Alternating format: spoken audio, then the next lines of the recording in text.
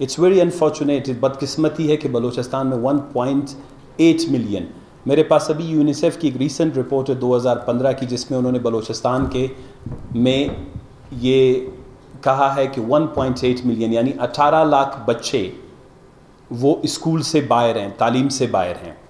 الف اعلان ایک تنظیم تھی، اس نے یہ سروے کیا تھا کہ جی بلوچستان کے اندر 2.5 ملین یعنی 25 لاکھ بچے وہ اسکول سے محروم ہیں،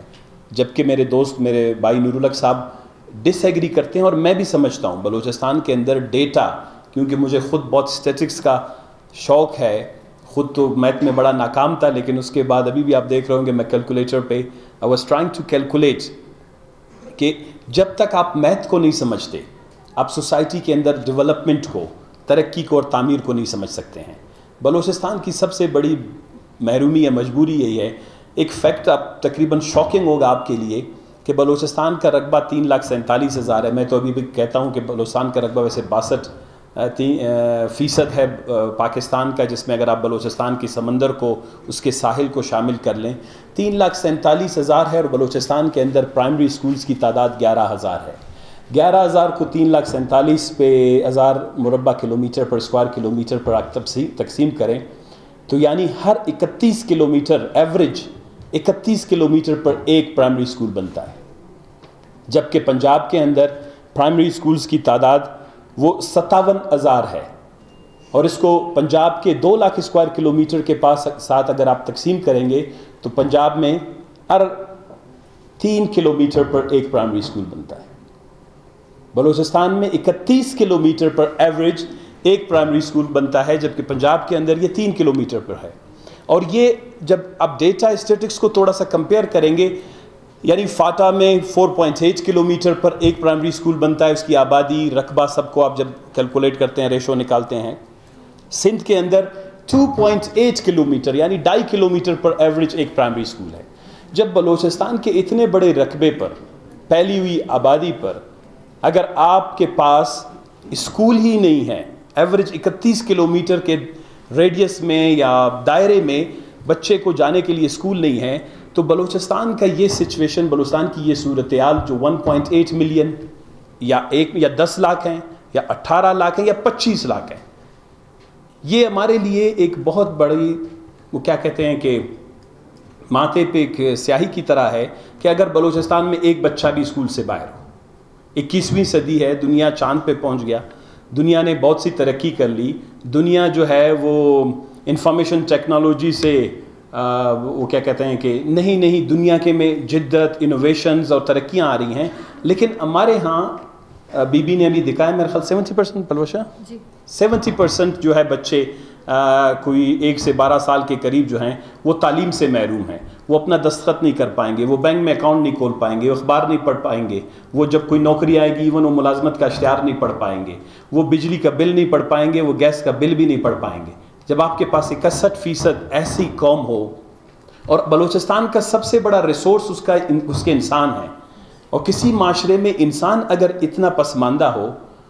ہم نے انسان کو کبھی وسیلہ سمجھا ہی نہیں ہے، ہم نے انسان کو ایسے ریسورس سمجھا ہی نہیں ہے، سونے کو، چاندی کو، تانبے کو، گیس کو، پہاڑ کو، منرلز کو ریسورس سمجھتے ہیں، ہم انسان کو ریسورس نہیں سمجھتے، وسیلہ نہیں سمجھتے۔ جس دن ہمارا ایٹیٹیوڈ اور تھنکنگ تبدیل ہو جائے گی کہ انسان سب سے بڑا وسیلہ ہے، ایک تعلیم یافتہ انسان وہ معاشرے میں بہت بڑا اکنامک اس کی پوٹینشیل ہے، وہ اکنامک کنٹریبیوشن کر سکتا ہے۔ اور بلوچستان میں بڑھتی ہوئی غربت، نور الحق صاحب نے بڑا صحیح کہا، یہ وشیس سرکل، یہ شیطانی چکر سے نکلنے کے لیے بلوچستان میں بلا تفریق تمام جماعتوں کو، تمام دوستوں کو جو ہے مل کے کام کرنا ہوگا۔ اور جب تک بلوچستان کے اندر یہ ڈیٹا، انفارمیشن، اسٹیٹکس یہ کریکٹ نہیں ہوتا، جب تک آپ اس کی بنیاد پر جو ہے بیٹھ کے بلوچستان میں پالیسی نہیں بنائیں گی، یہ تو صرف 12,000 بچے ہیں، ہم ان کو سسٹم میں لے آئے، ان 25 لاکھ بچوں میں سے یا 18 لاکھ بچوں میں سے یا 10 لاکھ بچوں میں سے ہم ان کو سسٹم میں لے آئے اور انہوں نے تعلیم حاصل کی۔ میں آپ سب بچوں کو مبارکباد پیش کرتا ہوں، آپ خوش قسمت ہیں، لیکن ہمارے بہت سے ایسے معصوم بچے ہیں جو ابھی بھی جو ہے وہ چرواہا یا کہیں پہ لکڑیاں جمع کر رہے ہوں گے، اور یہ کسی قوم کے لیے بہت بڑی تکلیف دہ صورتحال ہے۔ خواتین بڑی تعداد میں بیٹھی ہوئی ہیں۔ ایک اور شاکنگ فگر میں آپ کو دوں، آپ حیران رہیں گے کہ بلوچستان میں کوئی 961 کے قریب مڈل اسکولز ہیں۔ بلوچستان کے اندر جب تک میں نے تو ہمیشہ کہا ہے کہ ایجوکیشن کو جب کریٹیکلی آپ انالیسز نہیں کریں گے، اس کو انالائز نہیں کریں گے، اس کو سمجھیں گے نہیں، تب تک بلوچستان میں ایجوکیشن وہ آ ہی نہیں سکتا۔ 11,000 پرائمری سکولز کے مقابلے میں صرف 961 مڈل سکولز ہیں۔ 961 مڈل سکولز میں سے 361 صرف خواتین کے لیے ہیں، یعنی اگر بلوچستان کے رقبے پر تقسیم کیا جائے تو ایوریج 360 کلومیٹر پر ایک مڈل سکول بچیوں کے لیے، لڑکیوں کے لیے ہوگا۔ اور ہم کہتے ہیں کہ جی ہم اپنی عورتوں کو پڑھانا چاہیں گے۔ Our society can be developed. Our society can move forward when you have an average one middle school in 360 kilometer radius. This is a very shocking reality. اور جس دن بلوچستان میں بلوچستان کی سیاسی، بلوچستان کی انتظامی، نور الحق صاحب بڑے visionary, and to be honest Tufail صاحب بیٹھے ہیں گلوبل ایجوکیشن کے، ابھی انہوں نے ذمہ داریاں سنبھالی ہیں، پلوشے جیسی ہماری خواتین اور بھی بہت سی ایسی ہیں، بشرا رند صاحبہ بیٹھی ہیں، ماجبین